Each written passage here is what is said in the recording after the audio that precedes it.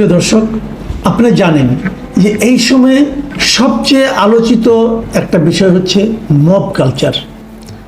মানে কিছু লোককে একটা বিশেষ রাজনৈতিক গোষ্ঠীর সমর্থক অথবা স্বৈরাচারের দোসর অথবা ফ্যাসিবাদীর দোসর এই ধরনের কিছু একটা বলে তার উপর চড়াও হওয়া, তাকে মারপিট করা এবং তাকে নিয়ে গায়ের জোরে থানায় নিয়ে যেয়ে থানার উপর প্রেশার দেওয়া যে একে গ্রেপ্তার করা হোক বা হোক না, অথবা অনেক সময় তাকে পিটিয়ে মেরে ফেলা, এটাও হতে পারে।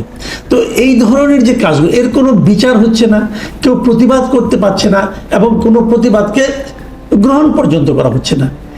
এই বিষয়টাকেই বলা হচ্ছিল মব, এবং এই মব কালচার এই সময় একটা মারাত্মক ক্যান্সারের মতো আমাদের সমাজের মধ্যে এসে দাঁড়িয়েছে।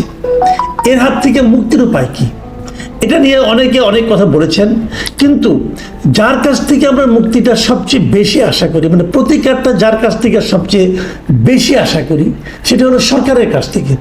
যে সরকার এই মবটাকে কিভাবে মূল্যায়ন করছে, এবং আমরা বিস্ময়ের সঙ্গে বেদনার সঙ্গে লক্ষ্য করছি সরকার এটাকে এক ধরনের প্রশ্রয় দিচ্ছে।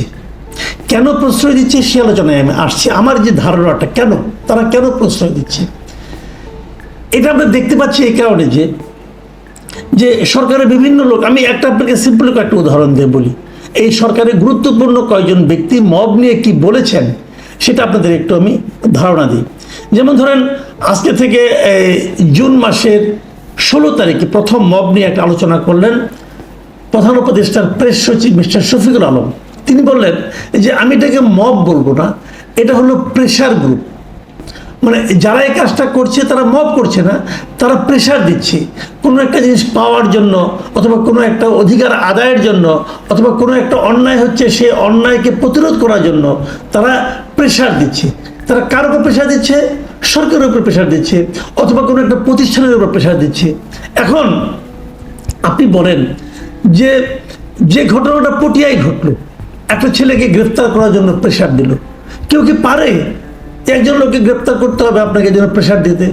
এবং একই জিনিস আমরা ধানমন্ডিতে দেখেছি যে হাক্কানি পাবলিশার্সের যে প্রকাশক, তাকে গ্রেপ্তার করার জন্য কিছু লোক প্রেশার দিচ্ছিল।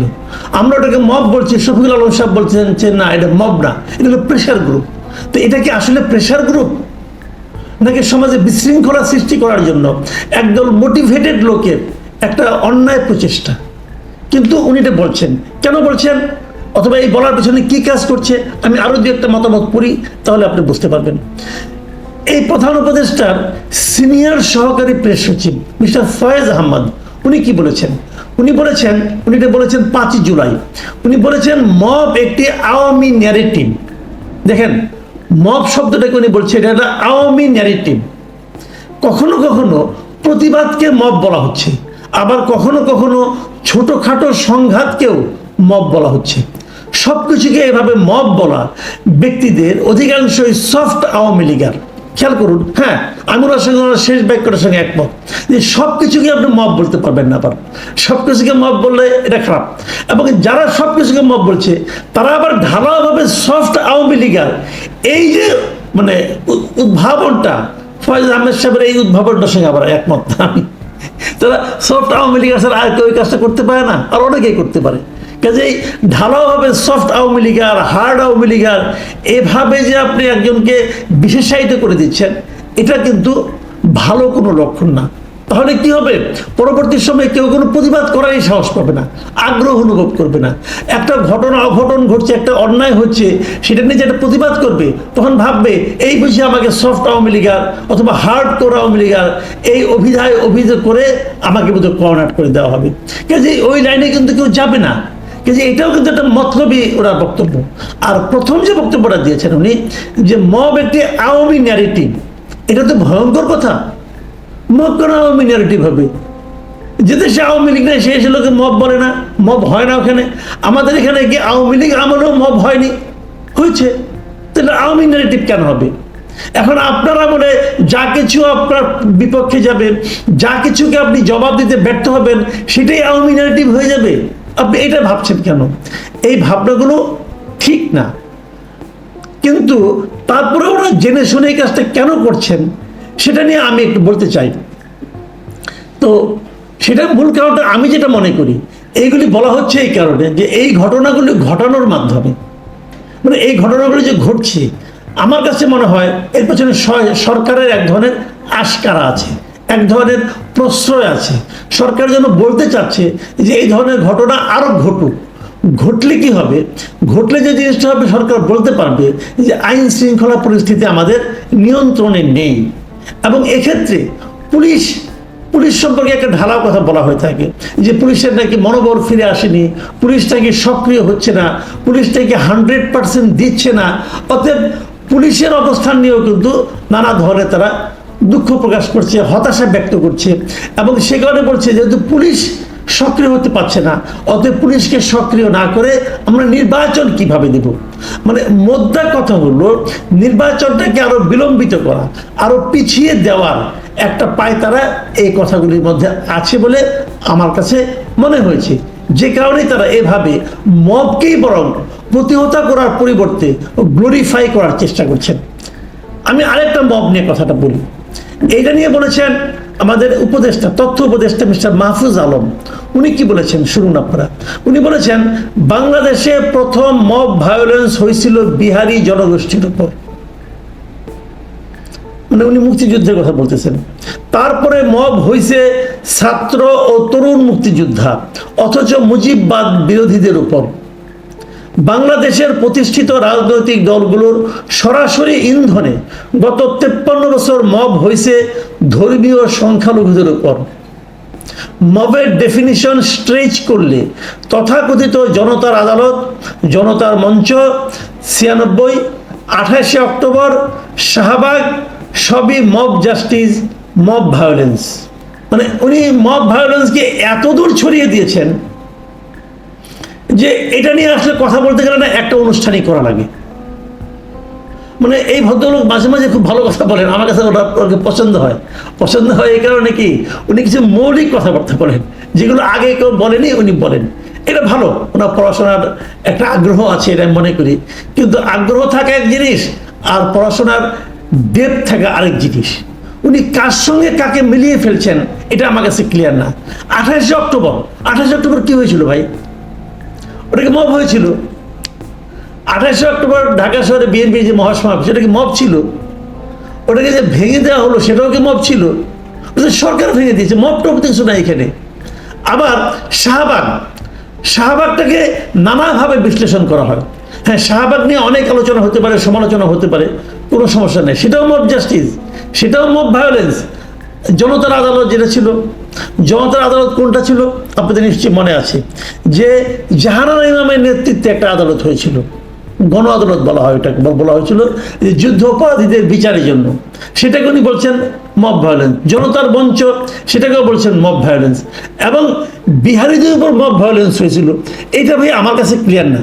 মুক্তিযুদ্ধের সময় উনি কোথায় ছিলেন, কিভাবে ছিলেন, তখন জন্মই হয়নি। তো বিহারিদের উপর কি মব ভায়োলেন্স হয়েছিল? তাহলে পাকিস্তানিরা যে আমাদের উপর, ওটা একটা যুদ্ধ, একটা কথা মাথায় রাখতে হবে।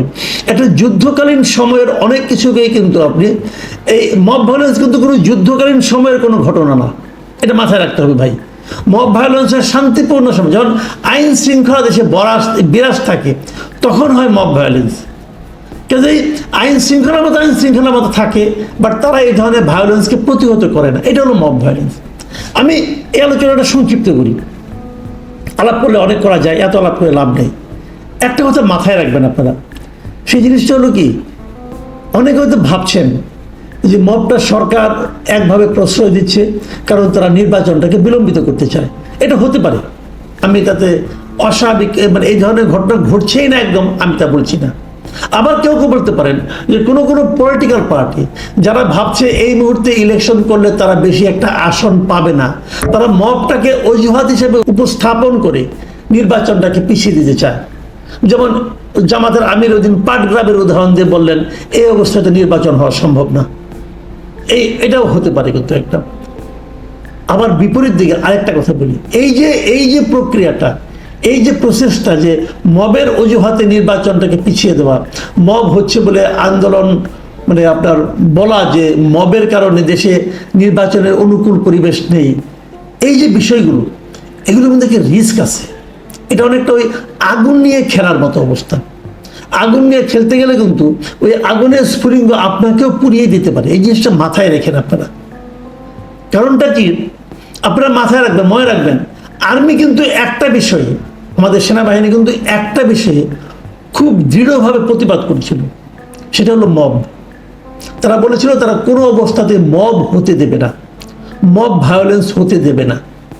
তারপরে যদি মব এভাবে চলতে থাকে, সেটাকে আর্মি কিভাবে রিয়েক্ট করবে একটু প্লিজ মাথায় রাখবেন। কারণ পরবর্তী সময়ে কিন্তু বলতে পারবেন যে এটা তো আর্মির করা কাজ না। হ্যাঁ, আর্মির তো অনেক কিছুই কাজ না। গত বছর অগাস্টে মানে আপনার যে ছাত্র জনতার যে আন্দোলন ছিল, সেই গণ আন্দোলনে আর্মির কি ভূমিকা ছিল? আর্মি কি তখন শেখ হাসিনাকে সাপোর্ট করেছিল? কিন্তু আইন অনুযায়ী আর্মি শেখ হাসিনাকে সাপোর্ট করার কথা ছিল, আর্মি কিন্তু করেনি। আর্মি জনতার সঙ্গে ছিল। এখন মবের কারণে যদি এদেশের সাধারণ মানুষ বিপর্যস্ত হয়ে পড়ে, সাধারণ মানুষের জীবনযাপন যদি অস্থিরতায় ভরে যায়, অনিশ্চয়তায় ভরে যায়, তখন যদি আর্মি কোনো ভূমিকা রাখে এবং সেটাকে যদি তখন আপনারা কীভাবে অভিহিত করবেন? যারা মব নিয়ে খেলছেন এখন, তাদের জন্য কি সেটা কোনো সুখকর পরিণতি ডেকে আনবে? আমি তাদেরকে একটু সতর্ক করতে চাই।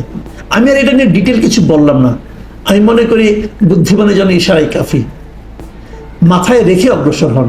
যারা বক্তৃতা করছেন, যারা বিবৃতি দিচ্ছেন গুরুত্বপূর্ণ অবস্থানে থেকে, যারা মবকে গ্লোরিফাই করার চেষ্টা করছেন, তাদের প্রতি অনুরোধ থাকবে যে এটার আফটার ইফেক্ট কিন্তু হয়তো আপনাদেরও সহ্যের বাইরে চলে যেতে পারে, অথবা আপনাদের জন্য ভয়ঙ্কর কোনো পরিণতি ডেকে আনতে পারে। বিষয়গুলো মাথায় রাখলে সবার জন্যই ভালো হবে। কারণ আমরা সবসময়ই একটা শান্তিপূর্ণ অবস্থান চাই দেশের। মবটাকে যে কোনো কিছুর বিনিময়ে হোক না কেন থামাতে হবে।